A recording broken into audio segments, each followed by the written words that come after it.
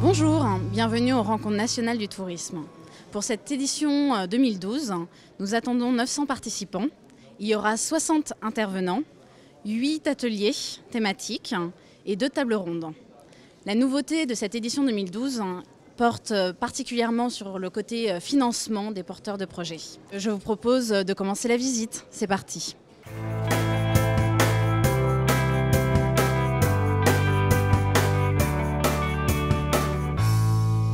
Quelles sont les nouveautés de cette édition 2012 ?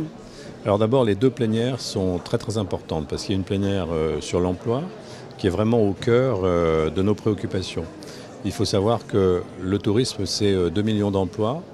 Si les employés vont bien, les entreprises iront bien. C'est-à-dire qu'on ne peut pas développer les services, la qualité des services, sans des personnels formés, sans des personnels bien accueillis, bien intégrés. L'emploi, les employés, les collaborateurs sont au centre de l'économie touristique. Et ça, c'est le plus important. Ça, c'est une grande nouveauté. Et puis le réceptif en plénière, qui me semble aussi un sujet très stratégique. La France a une offre très diversifiée, elle n'est pas très compacte, c'est le moins qu'on puisse dire. On a un problème effectivement sur le réceptif et on va débattre de ce sujet qui est très important. Les ateliers aussi sont assez intéressants au plan thématique. Et puis il y a l'installation du Conseil national du tourisme, du nouveau Conseil national du tourisme par la ministre tout à l'heure. Et contribuer à un meilleur équilibre territorial entre les différentes destinations françaises.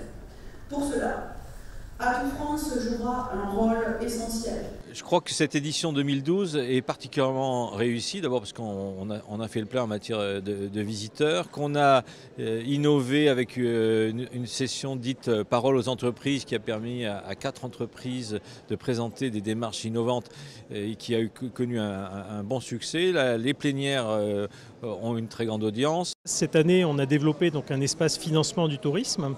Comme vous savez, on avait créé le comité Bougainville à l'époque en étant une fédération d'entrepreneurs et d'investisseurs du tourisme.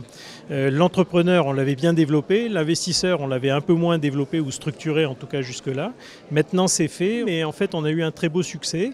Et ce qu'il faut remarquer, qui est très important, c'est que tous les fonds d'investissement que j'ai contactés, plutôt au niveau des responsables de ces fonds, ont tous répondu favorablement à leur présence aujourd'hui. Donc il y en a 7 qui sont présents aujourd'hui, 7 acteurs du financement. Nous avons pris conscience que nous n'étions jamais venus ici. Et alors que nous sommes très présents dans le tourisme, on a fait le constat que dans nos investissements, nous avons entre 20 et 25% de notre activité d'intervention dans les activités de tourisme. Donc on s'est dit que c'était indispensable de venir aujourd'hui. C'est un premier pas aujourd'hui, il a très bien fonctionné, encore une fois, avec un très bon soutien de l'État qui est moteur pour cette question-là du financement du tourisme aujourd'hui. Et puis on va démultiplier cet espace et puis les enjeux de l'espace. Par exemple, aujourd'hui, on n'a pas de réseau bancaire présent, mais je compte aussi sur eux parce que je pense que l'aspect crédit et accompagnement par les banques, pareil, doit être aidé pour montrer que finalement les partenaires ont des enjeux en commun et peuvent travailler tout à fait bien ensemble.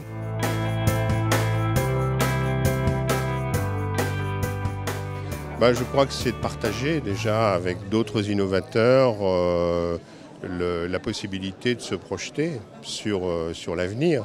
Donc on est avec le tourisme dans un bouillon de culture qui va, je dirais, de l'exotisme jusqu'à la ruralité.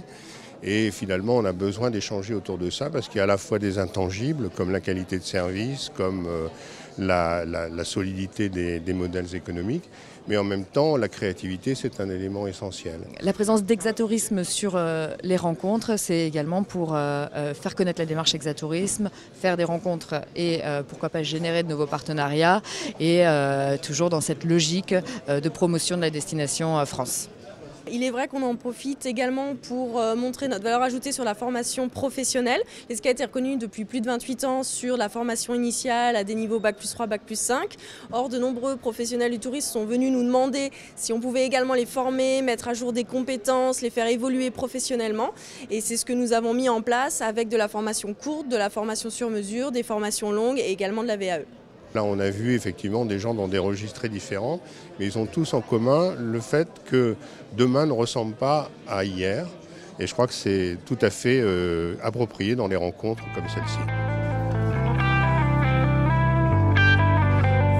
Après 4 années de concours thématiques, la commission a souhaité capitaliser sur déjà le stock entre guillemets de lauréats et de voir comment on pouvait faire fonctionner ce dispositif Eden. Parce que l'objectif, c'est moins de faire identifier des lauréats que de leur faire profiter de leur notoriété.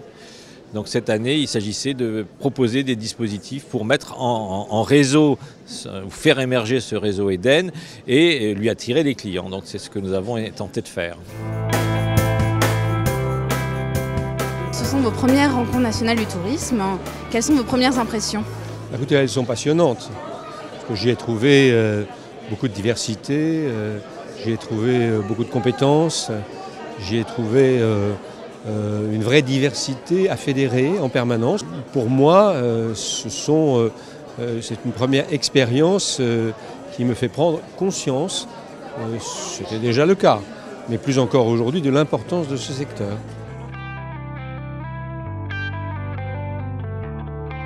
La 4e édition des Rencontres nationales du tourisme s'achève. Nous vous donnons rendez-vous en 2013, toujours plus nombreux. À bientôt.